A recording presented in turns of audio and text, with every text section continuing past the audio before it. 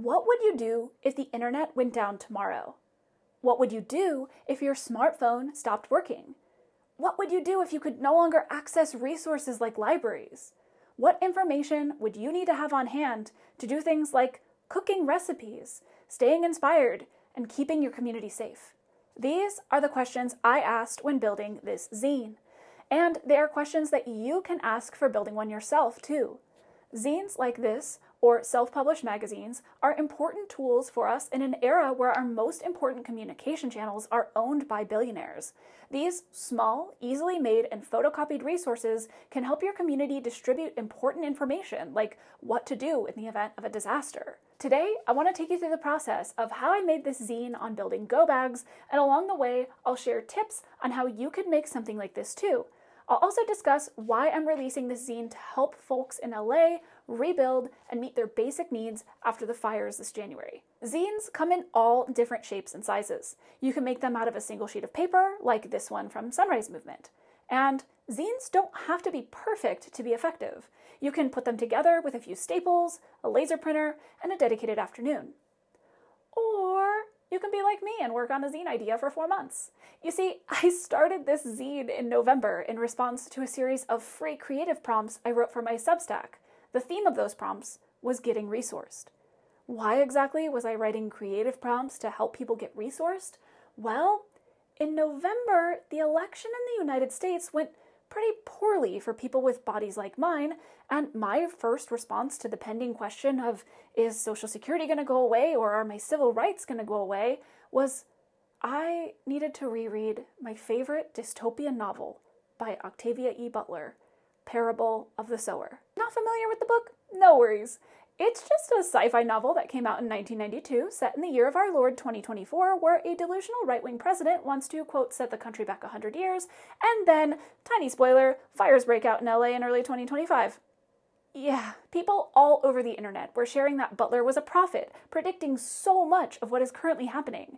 And when the fires broke out in LA, it hit home. I watched in horror throughout social media as friends of mine lost everything, and I wanted to help. And the Parable of the Sower showed me the way. You see, despite being a dystopian novel, Parable of the Sower isn't just doom. The setting is similar to our own fresh horrors, but it has optimism and hope woven throughout. The book is about the persistence of a young Black woman named Lauren Olamina, who shows us that the way we get through horrible things is community and being mindful of our resources. That is why I picked this book up after the election.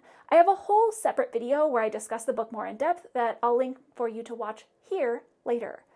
This book inspired the whole reason for this zine. I even put it on the cover. Lauren secretly puts together a go bag when the first of a few bad things happen within her community. And no more spoilers, I promise. I deeply resonate with Parable of the Sower because it's so similar to the story of my ancestors' recent past. I'm the child of immigrants, Polish immigrants to be exact, who survived the Nazis and many of the violent pogroms in Eastern Europe. There's this creator on TikTok named Katie who makes these little videos about her imagined ancestor, Babushka. You should eat more potatoes. I have not had my coffee yet. Why is there no money under this mattress? That's not my bed, but Ancestor Babushka, why does it feel like you've gotten a lot louder in the past month? I feel totally haunted by my ancestor Babushka too. The last century of human life was full of fascism, mass death, and horrible violence. Our current century is full of those things and climate chaos. And when I called to check on my best friends post-election in the midst of rereading Butler's book, I asked them, especially my trans friends living in deeply red states, do you have a go bag? And the answer was always no. I knew this had to be universal, so it was time to make a zine. It was time to combine my skills at drawing, education, and backpacking into this final resource. But across the US, disasters are happening in uncommon places. We need to be ready. No longer is it a situation of if something is going to happen, but when. And I know I sound like a bit of a prepper here, but I'm serious. While I started the zine in November, I kept getting discouraged at the sheer volume of information I was consuming in order to include. I read this book by David Pogue on how to prepare for climate change. But then the fire started in LA. The fires started in Pacific Palisades and Malibu, and then Altadena. Altadena was also the area of LA Octavia Butler was from. It's a predominantly black neighborhood, and it's middle class, which is such an important thing to note as it's been difficult for black families to build generational wealth in our country with property ownership. And if you want to know more about that, you can watch this little NPR video on the history of redlining in America. I sped up the process on the zine, recognizing that it now had two purposes. One, to help any and everyone get ready for whatever's to come in an approachable, honest, non-doomsday kind of way. And two, I wanted to make something where I could share part of the proceeds in order to help these communities rebuild.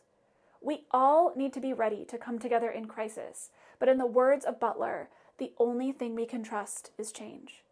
I am planning to share a low-cost, pay-what-you-can workshop in early April, and in it, we will start the process of building go bags together. I will hold space there for people to ask me lots of questions about them, and if that sounds cool to you, let's stay in touch through either my Substack newsletter or my Discord.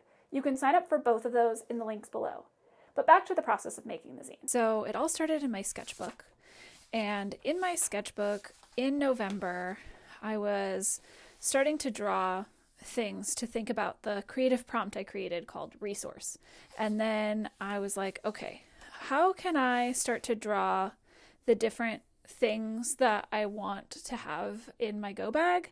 Do I want to use the same exact process that I used previously with the Create Your Own Creative Retreat zine, where I was just drawing them with markers? And that felt okay, but then I decided, I was like, okay, well maybe what if I try to do it using gouache instead? I like the way that these looked, but I didn't think that they would photocopy well, so I went with something different.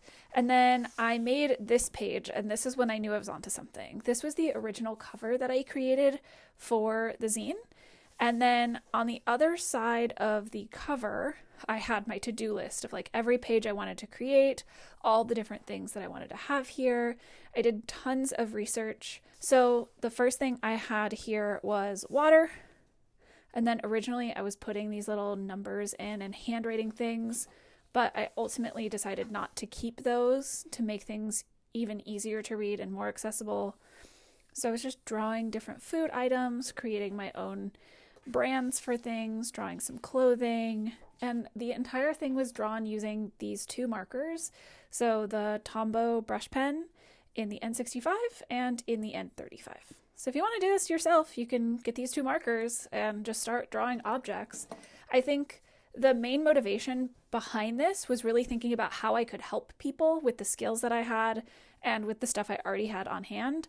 So I was just, putting my camping gear together, or the things that I think about for survival. If I were to go walking into a fire, I would want to have my respirator mask that I use for sanding. I would want to make sure I have trash bags and a tarp and duct tape to repair things. This was the drawing for the first interior page, for the car, toiletry kit, and then I stopped for a while because I was getting overwhelmed, and I started working on the painting of mushrooms that I did. I was also taking a colored pencil class and teaching about value to my students. I drew what would happen if you were on foot, what to do when it's happening. And then I didn't like some of the text, so I actually just used a couple pages in my sketchbook to completely redraw some of the text pieces. And then I would cut out the ones that I liked using Procreate and then turn those into PNGs and send them to my Mac to put into pages. And so I've made more different title pages. So once I created this, then I scanned everything in. And after I had high resolution scans, I scanned everything at 300 dpi.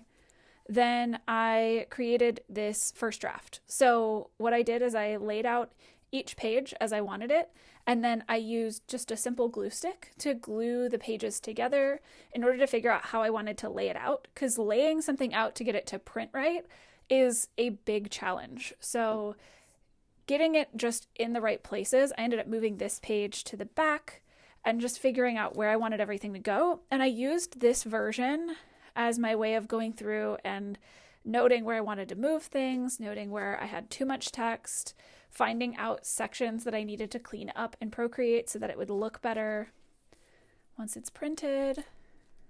Yeah, so just lots of little minor adjustments here that I was making. And then I used the back of this to take a bunch of notes on what types of things I wanted to change. And then I got in a fight with my printer. I was like, okay, I got really excited because I got my orange paper and I was like, okay, I'm going to use my orange paper. And then it kept printing upside down. So I was like, I don't know why it keeps printing wrong. This is why printing things yourself can be really frustrating at times. When I discovered all I needed to do was a short edge double-sided flip, that is when this tester led to, ta-da, exactly what I was looking for. Then I printed it out in color. So I printed it out on the orange paper and decided that I wanted to change the title slightly to how to build instead of how to have a go bag. And then went through and found any additional errors even after my copy editors went through it. Then I did one final test print in white just to make sure that everything was looking good once I'd stapled it together. And then when I was ready, that's when I began the process of assembly. And I assembled everything in the app Pages. Yeah, Pages, the free word processor app on the Mac. Because I can't afford Adobe's out-of-control subscription fees, so I made do with the chaos of Pages. If you want me to make another video that's a deep dive into how to use Pages in this way as a book layout software for people who hate corporate software subscriptions, let me know in the comments and I'll do it. While you watch me assemble, I want to share transparently where the mutual aid portion of these zines will go. Each printed zine will be $16. $7 of that will pay for the production, toner, and shipping materials, as well as paper costs. Did you know that printer ink costs more per ounce than gasoline? Yeah, yikes. The other $9 of the $16 will be mutual aid focused. I'll give $3 each to the following places. The first is World Central Kitchen, an incredible nonprofit providing comforting meals to residents and relief workers in need. Next up, I'm donating to the LA Mutual Aid Network. They are a fiscally sponsored nonprofit and are focused on small community solidarity projects and events. These are the types of things I want to support more and more as mutual aid is the future of organizing. And lastly, I'm doing something unconventional and I plan to give funds directly through mutual aid to the families on the community Aid Dena list. This is a list of GoFundMes for Black families displaced by the fires in Aid Dena. Being that this is both where Octavia Butler is from and again, one of the first middle-class neighborhoods for Black families in California, it is very important to me to help protect these families from shady developers and allow them the ability to stay in the community they built. If you want to learn more about the history of Aid Dena, check out the Guardian article, I'll link in my description. Also, if you want to know more about these organizations and what they are doing, or you want to donate to them directly after watching this video, check out the links in the description below. As I was working on the zine and editing the first versions of this video, I decided to also make a digital version of this zine available. I want this information to be as accessible as possible. That digital version is just $9. Yep, with $6 going to the organizations I mentioned above. Why make a digital one too? Well, the $16 is just the cost of the zine, and that is just the item's price. Depending on taxes and shipping costs of where you live, it'll run you between $20 and $24 to buy one zine.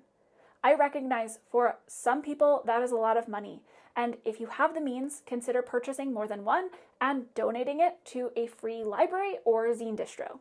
When it comes to shipping though, for me and other small businesses, I need you to remember, shipping isn't free. We are not named Jeff Bezos, and I am currently too small of a business to offer free shipping. That requires a scale I do not have. And also, now that I no longer order shipping materials from Amazon, because I'm boycotting them obviously, the cost of shipping things has gone up by a lot. I would rather be transparent about all of these things rather than make you confused or sad at checkout. Remember, again, small businesses are not billionaires. We are out here trying our best, so there are two options for you to get this information in your hands and over to people you love.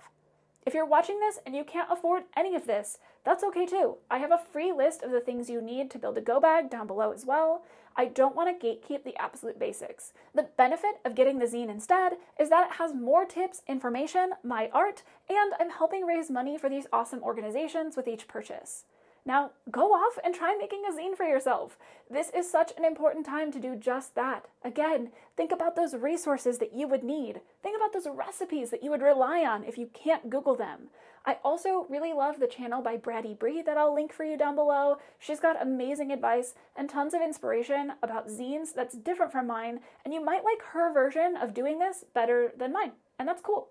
Lastly, to those of you who are ready to feverishly type in the comments about how I shouldn't be donating money or I'll be a starving artist, I want to remind you that I'm running my business with a solarpunk ethos. Of course, I'm going to be putting receipts for all of these donations into my Substack newsletter that goes out monthly. If you are curious to know more, you can watch this video where I discuss the idea in depth of how my business is solarpunk, or check out the links in the description to creators like Andourism or Solarpunk Alana to learn more about the movement. That is it for this video. Go buy a zine, digital or physical, and then build a go bag for yourself and for your family. Let me know down below in the comments what your first zine is going to be about and or what your life would be like if the internet went down tomorrow. Thank you so much for watching till the end, and until next time, stay creative and find your own ways to persistently bloom. See ya.